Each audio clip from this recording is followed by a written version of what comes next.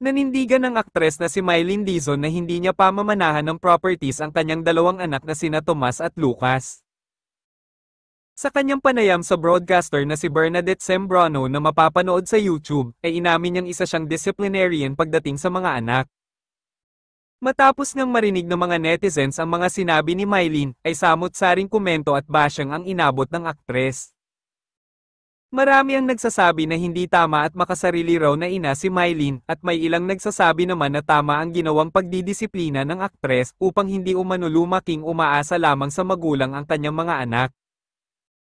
Kailangan because I'm a single mom and I have to do both jobs, and I'm a mother of boys, pagbabahagi ni Mylene. Aniya, gusto niyang turuan ang mga anak na maging responsable at disenteng mga lalaki. I've dated many men, di naman ganun kadami, but I've dated men and I know of some men who don't know anything about life or don't know how to navigate your life because they were too spoiled, say ni Mylene. Dagdag pa niya, so I don't want my children to end up that way kaya ako disciplinarian kasi I want them to be maayos bago ko sila pakawalan. Chika pa ni Mylene, gusto niya na kapag nawala siya ay manatili ang lahat ng itinuro niya sa mga anak. Hindi rin siya magpapamana ng mga ari-arian sa mga anak dahil nais niyang magkaroon ng dalawa sa sarili nilang sikap. Ngunit giit ni Mylene, ang edukasyon ang tanging mapapamana niya sa mga anak. That's the only thing I can give. Sige, I give them 5 million. What are they going to do with that if they don't know what to do with it, to manage it, or how to handle it? Yun lang kaya kong ibigay literally, say ng aktres.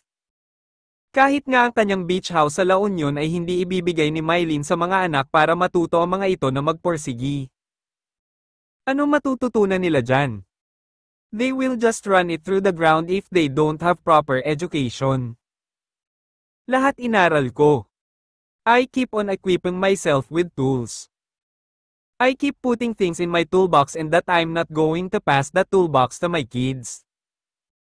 I'm just going to guide them and let them learn on their own so they can fill their own toolboxes, sabi pa ni Mylene. Sa usapin ng pagiging kontento sa buhay ay aminado ang aktres na okay na siya kung ano man ang meron siya ngayon. Ani Mylene, I don't want anything else.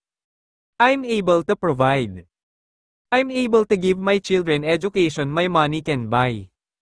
Ano pa ang hihingin mo?